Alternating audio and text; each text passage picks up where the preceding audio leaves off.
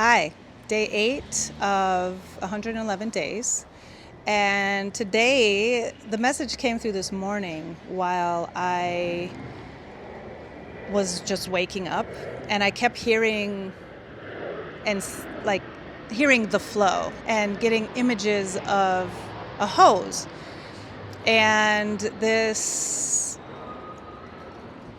image came to me of like source or the like life being a spigot, and a spigot that doesn't really have an off switch, and it has a hose or many hoses attached to it. So there might be like those, what are those things that separate the splicers, right?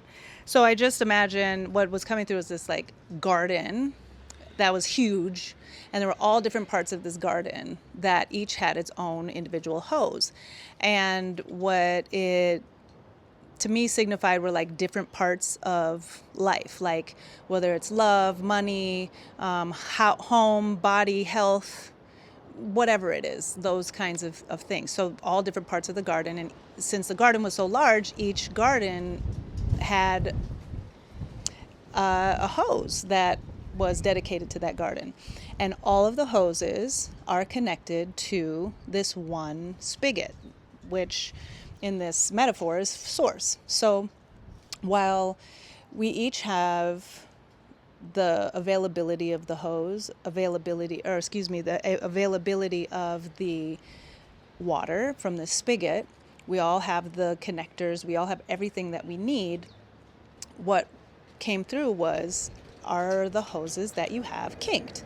And if the hose is kinked, then the flow isn't as strong. So because the flow isn't as strong, you're not getting the water to deliver that garden, or you're not getting access to the complete flow of water to nurture that part of the garden. So then the question came is like, where is the kink in the hose? And while there's no shut off for the spigot, because if source shuts off the spigot to the hose, it dies, everything dies, right? So then if you don't have the life flow, then you're in spirit anyway, and the hose doesn't matter. The hose is like, what we allow. So where in life do you have a hose with a kink in it that's not allowing you to water the garden? Where in, whether it's love, if your plants that are in that garden are not thriving, then where is the kink in that hose? And go into, like, follow the hose, find the kink.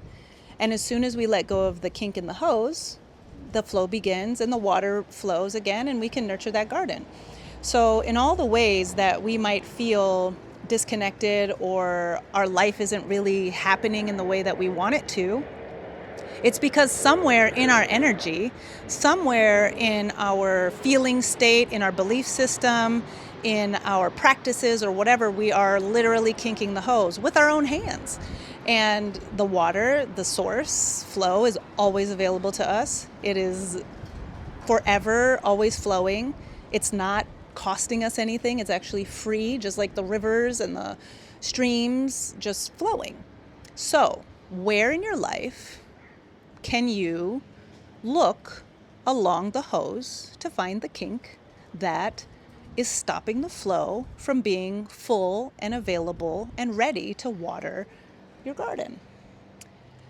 And that's been the thought for today. So, today's transmission: where can you allow flow? Where can you let go of holding so tightly to the way something has to be, the way that it has to look, the manner in which it comes, i.e. money or love or whatever, the way your body is or the way that you heal yourself? Like, where are we attached, clenching the hose? Where are we stopping the flow that is always there? The flow is always there, like it's never not there.